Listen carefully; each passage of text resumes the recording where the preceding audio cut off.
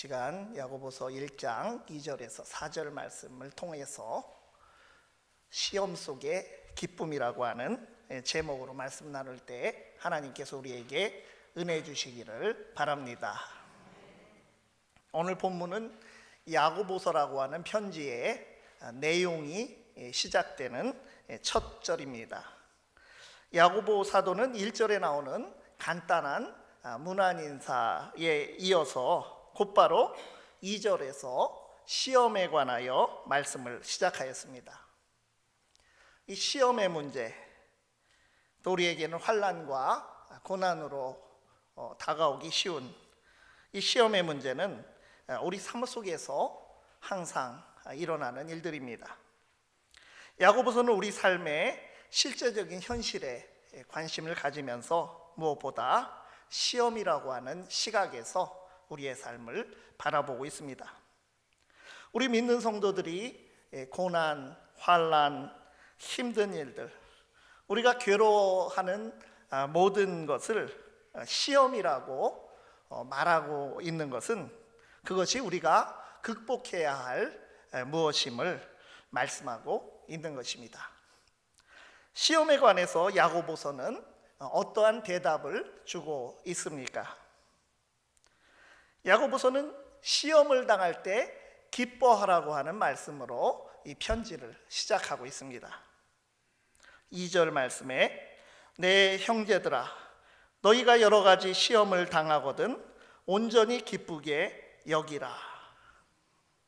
여기서 온전히 기쁘게 여기라고 번역된 이 말씀은 헬라어 문자 그대로 번역한다면 모든 기쁨으로 여기라 이렇게 되어 있습니다. 다시 번역하면 형제자매들이여 여러 가지 시험을 당할 때마다 모든 기쁨으로 기뻐하십시오.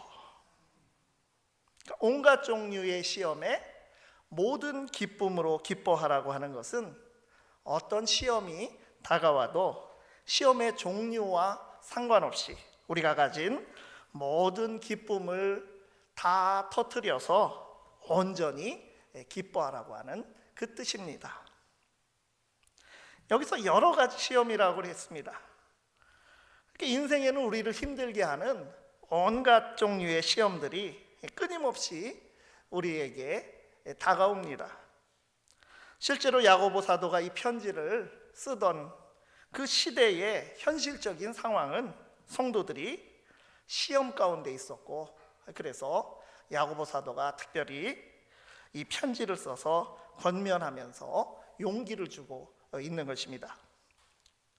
1절에서 흩어진 12지파에게 문안한다고 이 편지를 시작하였는데, 이 특별히 흩어져 있다고 하는 이 말을 사용해서 이스라엘 또 새로운 이스라엘인 그리스도인들을 향해서 권면을 지금 하고 있는 것입니다. 흩어졌다고 하는 말, 사도행전에 보면 스데반의 박해로 인해서 흩어진 성도들이 거기 가서도 이 복음을 전했다고 하는 그 말씀이 있습니다.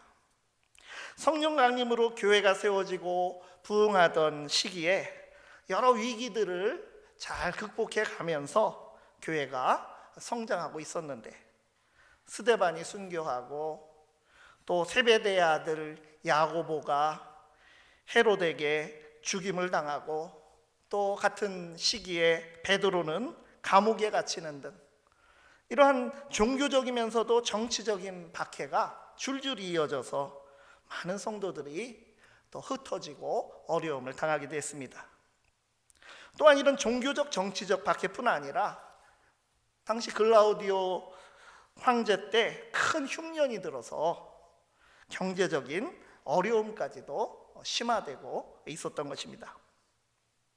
한마디로 거대한 시험의 시대를 지나면서 또 개인의 삶으로도 작은 시험의 시기를 힘겹게 통과하고 있었던 것입니다. 그러니까 오늘날도 전 세계적으로는 모든 사람들이 코로나19라고 하는 엄청난 시험의 시대를 힘겹게 통과하고 있으면서 이 혼란과 변화의 소용돌이 속에서 개인들은 저마다 각자의 시험에 당면하고 있는 것입니다. 중요한 것은 오늘 이 말씀, 여러 가지 시험에 모든 기쁨으로 기뻐하라고 하는 말씀은 억지로라도 감사하며 기뻐하라고 하는 그런 강조점이 아니라고 하는 것입니다. 왜 기뻐해야 하는지도 모르고 내가 당하고 있는 시험이 왜 어떻게 오게 되었는지, 이 시험 속에서 나는 무엇을 해야 하고 어디로 가게 되는지 솔직히 잘 모르겠는데 단지 순종해야 한다고 하는 그 명령 때문에 순종하게 된다면, 물론 우리가 이유를 알지 못해도 순종의 결과는 복될 것이 틀림없지만, 그러나 한편으로는 슬픈 마음이 드는 것은 어쩔 수 없을 것입니다. 그러나 오늘 말씀은 우리가 하나님의 자녀로서 기뻐해야 하는 이유가 분명히 있음을 선포하는 단순한 명령이 아니라 감격스러운 선언에 속하는 말씀인 것입니다. 우리도 이런 적극적이고 감동적인 선언을 할 수 있는 시험 속에 기쁨을 찾을 수 있기를 바랍니다. 오늘 야고보 사도를 통하여 주신 말씀에서 시험 속에 기뻐해야 할 이유는 무엇입니까? 첫째로 시험은 믿음의 시련이기 때문입니다. 3절 말씀에 이는 너희 믿음의 시련이 인내를 만들어내는 줄 너희가 알미라. 너희가 알미라고 했습니다. 우선은 우리가 바로 알아야 기뻐할 수 있습니다. 무엇을 알아야 합니까? 우리가 힘든 일을 당하면 여러 가지 정보를 알려주죠. 주변 사람들이 꼭 알아야 할 것, 자기만 가지고 있는 꿀팁이나 노하우들을 처방해 줍니다. 절박한 상황에서 이런저런 많은 조언들, 다른 사람이 알고 있다고 하는 해결책들에 우리의 귀가 솔깃해집니다. 그런데 오늘 말씀은 시험에 관하여 무엇을 우리에게 알려주고 있습니까? 2절에서 말한 시험을 3절에서 받아서 믿음의 시련이라고 바꾸어서 지금 말하였습니다. 우리가 시험을 만나더라도 그 시험이 주는 아픔과 불안과 좌절을 압도하는 그런 기쁨을 누릴 수 있는 첫 번째 이유는 믿음이 시련이며 연단임을 알기 때문입니다. 시험이라고 하는 것에는 검증의 의미가 그 안에 포함이 되어 있는 것입니다. 평소 잘 드러나지 않는 것이 이 시험이라고 하는 계기를 통해서 진정성이 비로소 드러나서 보다 온전한 모양을 갖추게 된다고 하는 뜻입니다. 시험 가운데서 진짜가 나타나는 것입니다. 시련은 연단입니다. 글자만 뒤집어서 말하면 금을 마치 단련하는 것과 같습니다. 검사를 통해서 순수함이 나타나는 것, 검증되는 것을 의미합니다. 베드로전서 1장 7절 말씀, 이 시련, 연단이라고 하는 말 딱 두 군데 성경에 명사로는 두 군데 나옵니다. 오늘 말씀과 베드로전서 1장 7절 말씀. 너희 믿음의 확실함은 불로 연단하여도 없어질 금보다 더 귀하여 예수 그리스도께서 나타나실 때에 칭찬과 영광과 존귀를 얻게 할 것이니라. 이 금을 단련해서 불순물들이 다 녹고 아무것도 섞이지 않으면 이제 그것이 순금이 되는 것입니다.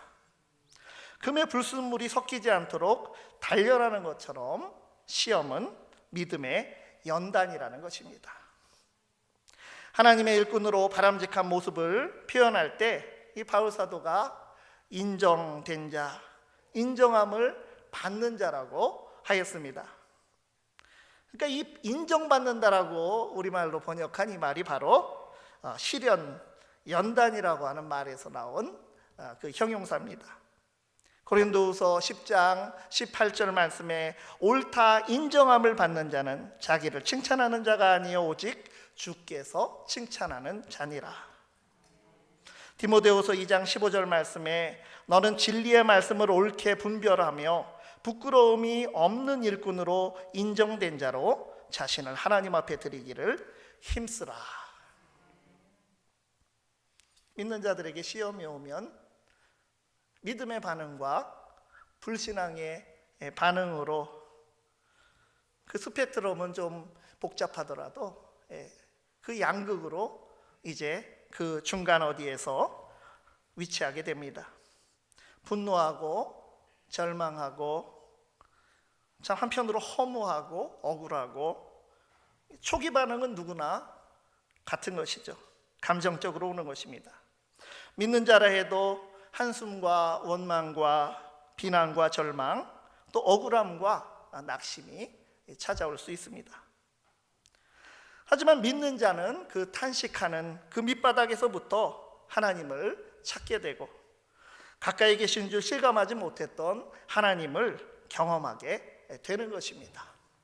시험 속에서 그동안 입으로는 고백했지만 막연하였던 믿음이 나의 것이 되는 것이라는 말입니다. 다윗의 시로 제목이 붙어있는 시편 22편, 이 말씀은 참 유명한 시편 중에 하나입니다. 예수님께서 십자가에서 엘리 엘리 라마 사박다니, 아버지 하나님으로부터의 그 외면과 단절을 경험하면서 극도의 고통 가운데 부르짖고 절규하신 말씀에 그 기원이 되는 그 시편의 말씀입니다. 이 시편 기자는 고난의 시험 한가운데서 처음에는 탄식하며 부르짖었습니다. 내 하나님이여, 내 하나님이여, 어찌 나를 버리셨나이까? 어찌 나를 멀리하여 돕지 아니하시오며 내 신음소리를 듣지 아니하시나이까? 그러나 절망에만 머물러 있지 않고 하나님께 곧 간구하기 시작합니다. 여호와여, 멀리하지 마옵소서. 나의 힘이시여 속히 나를 도우소서. 나를 사자의 입에서 구하소서. 주께서 내게 응답하시고 들소의 뿔에서 구원하셨나이다. 그리고 절규가 기도로, 또 기도가 응답에 찬 확신에 찬 찬송으로 변화가 되는 것입니다. 내가 주의 이름으로 형제에게 선포하고 회중 가운데에서 주를 찬송하리이다. 믿는 자는 시험을 당할 때 힘들지만 그럼에도 하나님을 향한 간절한 간구의 마음이 일어나고 시험 속에서 우리의 믿음이 살아있음을 알게 되는 것입니다. 하나님께서 나를 부르셨고 나와 함께 역사하시며 지금 여기서 적극적으로 나를 통해서 하나님의 뜻을 이루어 가신다고 하는 사실을 시련 가운데서 우리는 알게 되는 것입니다. 우리가 시험의 상황에서 힘들고 참 고통당하기도 하지만 하나님께서는 매신간 그 십자가의 능력으로 우리를 해방하시고 부활 생명의 능력으로 살려내시는 이러한 살아있는 역사를 행하시는 것입니다. 그 은혜를 믿음을 통해서 우리 자신의 것으로 실제로 누리게 되는 것입니다. 그러면서 지금까지 붙들고 있었던 것보다 그 사람에게 남아있는 그 믿음이라고 하는 것이 훨씬 더 가치 있는 것임을 발견하게 하시는 것입니다. 시험 속에도 믿음의 연단을 주는 진정한 기쁨을 우리가 알고 누릴 수 있기를 바랍니다. 두 번째로 시험 속에서 기뻐할 이유는 인내의 역사가 작용하고 있기 때문입니다. 3절, 4절 상반절까지 읽으면 이는 너희 믿음의 시련이 인내를 만들어내는 줄 너희가 알미라. 인내를 온전히 이루라. 이 말씀을 다시 뜻을 밝혀서 원문의 뜻을 밝혀서 읽을 수 있습니다. 이는 여러분의 믿음의 시련이 연단이 인내의 역사를 만들어내는 줄 여러분들이 알기 때문입니다. 무엇보다 인내의 역사를 온전히 이루십시오. 번역이 좀 더 이해하기 쉽게 잘 되어 있는 영어 성경 중에 두 가지 버전, NIV 성경이나 킹 제임스 버전 이 성경을 읽어보면 인내로 하여금 그 일을, 그 역사를 끝내도록 하십시오, 이렇게 번역이 되어 있습니다. 우리가 믿음으로 시험에 대처할 때 인내가 역사한다는 것입니다. 마치 인내가 인격을 가진 것처럼 그렇게 기록이 되어 있습니다. 성경에 보면요, 사망이나 죄가 인격을 가진 존재처럼 이렇게 기록이 된 것을 여러분들 많이 볼 수 있습니다. 여기서 인내는 내가 참고 억누르고 견디는 나의 인내만을 지금 말하고 요구하고 있는 것이 아닙니다. 성령의 역사가 인내의 역사로 우리에게 다가오는 것입니다. 그리하여 인내 자체의 역사를 우리가 경험하게 되는 것입니다. 시험의 상황이 있을 때 그 밑바닥에서 믿음이 꿈틀거리며 살아나듯이 믿는 자가 시험을 당할 때 인내가 역사한다고 하는 것입니다. 시험을 당하는 힘든 상황에서 우리가 무슨 영웅적인 인내심을 발휘하고 스스로 완벽해지고 이런 정신승리하자고 하는 것이 아닙니다. 우리는 하나님께서 이끌어 가시는 인내의 역사에 우리 삶을 믿음으로 맡겨드리면 되는 것입니다. 장로고가 따르는 그 칼빈주의의 5대 교리라고 하는 말이 있습니다. 거기 성도의 견인이라고 하는 말씀이 있습니다. 5가지 핵심 교리인데, 인간의 전적 부패, 즉 인간이 전적으로 타락한 죄인이라고 하는 사실에서 출발해서 하나님의 선택과 속죄와 은혜를 입어서 마지막 성도의 궁극적인 구원을 성도의 견인이라고 이렇게 설명하고 있습니다. 앞 글자를 따서 튤립이라고 그러죠. 그런데 성도의 견인은요, 우리가 흔히 일상에서 쓰는 견인차가 끌고 간다고 하는 뜻의 그런 견인이 아닙니다. 굳을 견자, 인내할 참을 인자의 견인입니다. 그러니까 견고한 인내로 우리를 인도하여 가시는 하나님의 섭리 가운데 우리가 놓여 있다는 것을 확인하는 것이 바로 우리가 맞닥뜨리는 시험의 상황들이라고 하는 것입니다. 그러므로 인내는 하나님께서 인내하시게 하는 그 인내를 따라 거기에 끝까지 붙어 있는 것입니다.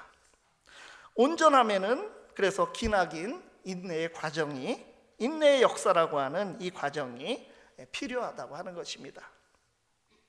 대장장이가 이제 쓸모없는 고철들을 수집해 온 것을 용광로에다가 집어넣고 다시 빼서 두드리고 또 찬물에 넣었다가 다시 용광로에 넣고 그것을 빼서 두드리고 하는 이런 과정을 거쳐서 그 쓸모없는 것이 완전한 물건이 되는 과정에서 그 고철은 그 모든 과정을 지나가야 하는 것, 이것이 바로 인내라고 하는 것입니다. 씨앗을 땅에 심는데 그 씨앗 안에는 이미 그 씨앗이 어떤 열매를 맺게 될지 그 안에 DNA가, 그 유전인자가 있습니다. 정해진 목적, 온전한 상태에 대한 계획이 다 디자인되어서 거기에 잠재되어 있는 것입니다. 그리고 많은 시간과 변화 속에서 변화되고 서서히 그 모습을 완성하게 되는데 그것이 바로 인내의 역사라고 하는 것입니다. 인내는 하나님께서 온전함을 목적으로 정하셨기에 우리는 우리의 의지와 관계없이 우리가 반드시 지나가야 하는 과정이고, 그 지나가는 섭리의 과정에서 온전한 것에 대한 그때그때 작은 부분적 성취를 맛볼 수 있는 그런 기쁨도 주시는 과정인 것입니다. 시험 속에서 우리에게 참 어려움과 고통은 여전히 계속될지라도 하나님의 목적이 이루기까지 하나님이 주신 인내는 우리 안에서 멈추지 않는 것입니다. 성도는 아무것도 없지만 모든 것을 가진 자가 되고, 가난하지만 부유할 수 있고, 애통하지만 항상 그 안에 하늘로부터 오는 위로가 있는 것입니다. 우리는 이 땅에서 이루어 드려야 할 사명을 가진 사람들입니다. 하나님께서 인내하게 하시는 그 인내에 온유하고 깨어진 마음으로 순복하며 따라가는 인내의 역사를 경험하며 기쁨을 누리기를 바랍니다. 세 번째로, 시험 속에서 기뻐할 이유는 온전함의 선물에 이르기 때문입니다. 4절 말씀에 인내를 온전히 이루라. 이는 너희로 온전하고 구비하여 조금도 부족함이 없게 하려 함이라. 우리 믿는 자들은 하나님께서 우리에게 목표를 갖고 계심을, 목적이 있음을 알아야 합니다. 인내의 역사를 온전히 이루어서 온전함에 이르게 되는데, 그 온전함을 3번이나 강조해서 4절 말씀은 말씀하고 있습니다. 온전하고 구비하고 조금도 부족함이 없다. 온전하게 그 목적지에 도달하는 것을 이야기하고, 완전히 최종적 모습이 모두 드러나도록 구비하라고 하는 것이고, 빠짐이나 부족함이 없는 모습이 되는 것, 그것이 바로 하나님께서 우리에게 가지고 있는 목적이라고 하는 것입니다. 마치 아이를 잉태해서 태내에서 긴 인내 가운데 있다가 해산의 고통을 통해서 드디어 이목구비를 갖춘 건강한 아기가 되어 나오면 너무 감사하고 큰 복이 됩니다. 산모가 이걸 위해서 잘 먹고 또 기도와 태교를 하며 마음을 다스리고 좋은 생각과 좋은 말만 하기 위해서 힘을 씁니다. 이처럼 믿음이라는 것은 시작과 과정과 결과가 따로따로 있는 것이 아닙니다.